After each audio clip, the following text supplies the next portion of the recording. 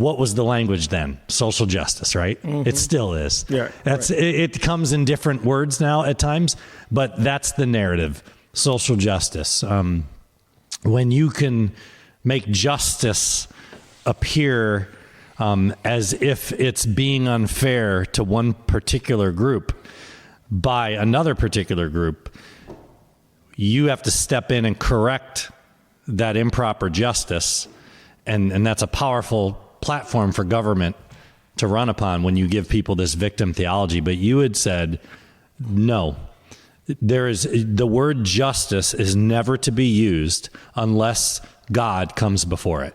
God justice. This is what you want to explain that a little bit further as only you can? Well, sure. Because there's only one justice. There's not social justice. There's not, as some of the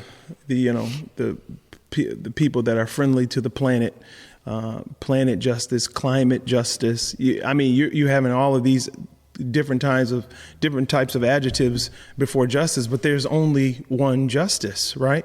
And if you turn around social justice to make justice apply to all of those areas in an objective way, we wouldn't have to put these different kinds of adjectives before justice.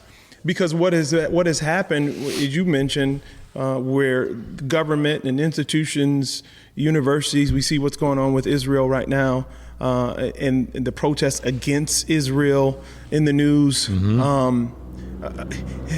The problem is that there is not an objective, eternal, unchanging justice. It is subjective justice. Mm-hmm. It is justice for subgroups and groups that are individualized because of personal experience and perceive things that may or may not be happening.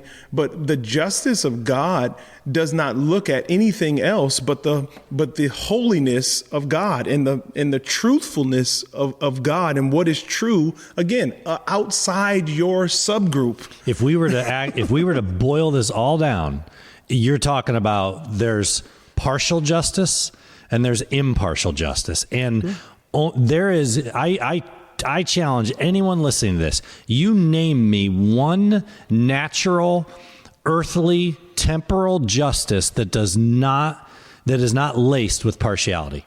God is impartial. God's justice meets at the cross. It is a radical, impartial wrath upon sin. It doesn't matter who you are, you will be judged by a holy God. But it also is radically, impartially grace-filled. It doesn't matter who you are, you experience the grace and mercy of, and every human being, whether you like to hear this or not out there, atheist or not, every human being you've got to answer for the cross. Because you will either face an impartial wrath against sin, because we're all born into sin, or you will receive a radical, impartial grace. This is what marks, justice only exists in Christ, impartially. Everything else is a partial justice, everything else.